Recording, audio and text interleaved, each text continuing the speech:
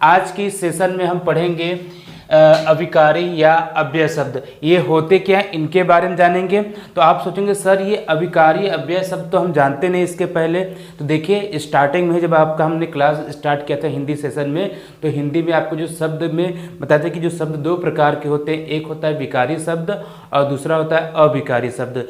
ठीक है, तो हमने विकारी शब्द में जो 4 प्रकार होते हैं उसके बारे में पूरा पढ़ लिए हैं। ठीक है, अगर आपने नहीं देखा है, उस वीडियो को नहीं पढ़े हैं तो जाके पढ़ सकते हैं, प्लेलिस्ट में बना हुआ है।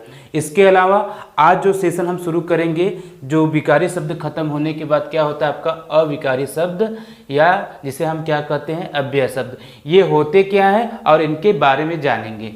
तो चलिए स्टार्ट करते हैं। तो जो अव्यय शब्द मतलब होता है बिना व्यय के, मतलब उस पर कोई प्रभाव न पड़े। किसका कोई प्रभाव न पड़े?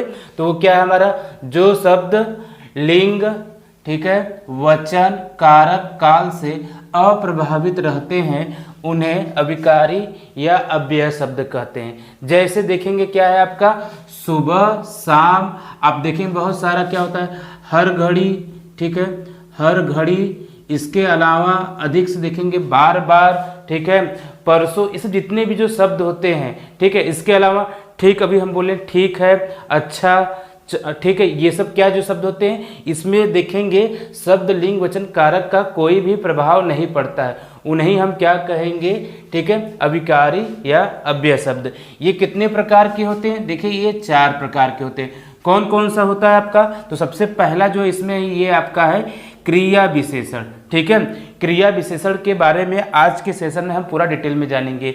इसके बारे में बताएंगे कि ये भी कितने प्रकार के होते हैं। इसके बाद हमारा आता है दूसरा संबंध बोधक आता है, ठीक है।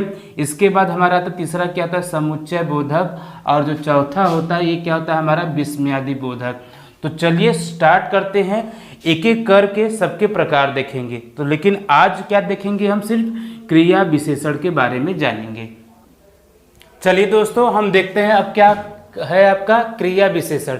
तो आइए जानते हैं कि क्रिया विशेषण होता क्या है और ये कितने प्रकार के होते हैं। तो देखिए क्रिया विशेषण जो होता है ना, वो क्रिया की विशेषता बताते हैं।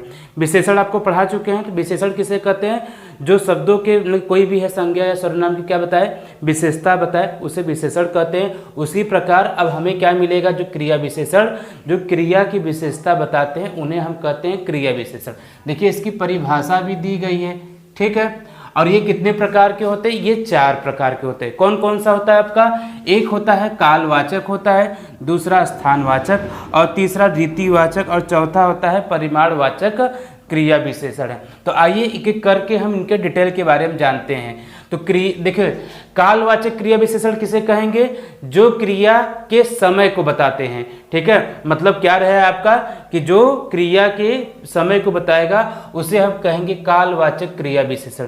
जैसे आज, कल, परसों, सुबह, शाम, रोज, हर घड़ी, बार बार, ठीक है। इस तरह के जो भी शब्द मिलेंगे वो क्या होते हैं? कालवाचक क्रिया विशेषण होते हैं, ठीक है। समझ में आया कि नहीं? मतलब जो ऐसे शब्द जो क्रिया के समय को बताते हैं। जैसे मैं आज दौड़ सकता हूँ, तो जो आज है वो क्रिया का क्या कर रहा है? समय बता रहा है कि ये जो काम है कि आज मैं करूँगा, ठीक है। तुम परसों जाओगे, ठीक है। जो परसों शब्द आया है वो क्या है आपका?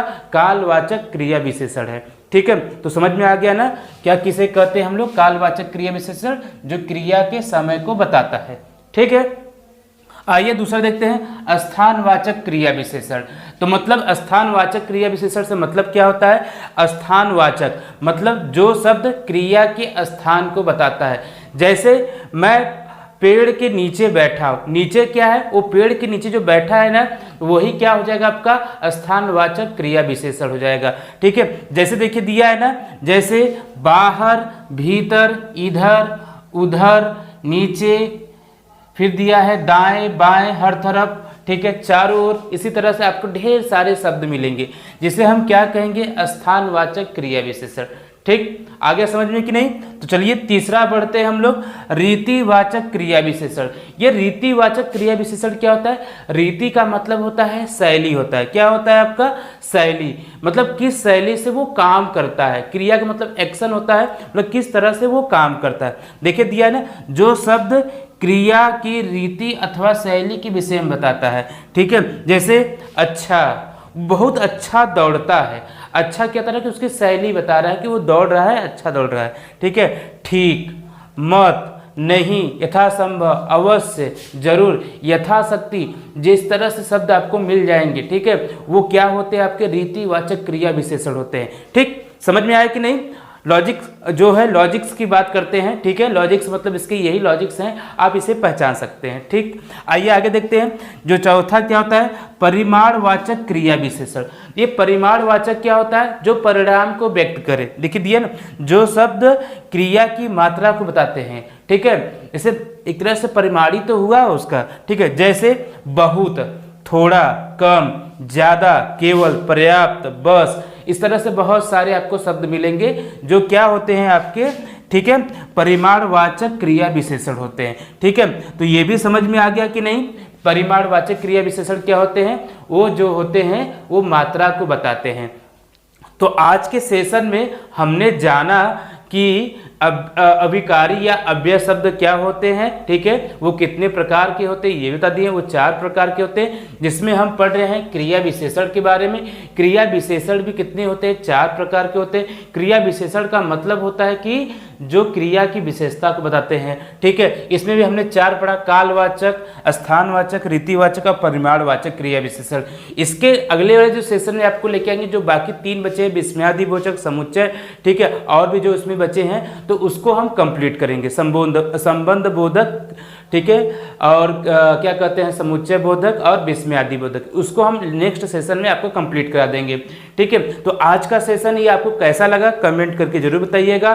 ठीक है, यदि कहीं कुछ डाउट है तो आप हमें कमेंट करके पूछ भी सकते हैं। यदि आपने चैनल को सब्सक्राइब नहीं किया तो सब्सक्राइब कर लीजिए, ताकि आपको नोटिफिकेशन मिलता रहे, क्योंकि साथ में हिंदी चल रहा है, रीजनिंग, इसके अलावा जीके और मैथ, जो कि आपको संपूर्ण एक तैयारी में हम बांध सकते हैं, आप अगर कंटिन्यू हमसे बने रहेंगे। तो जय हिंद, जय भारत, धन्यवाद।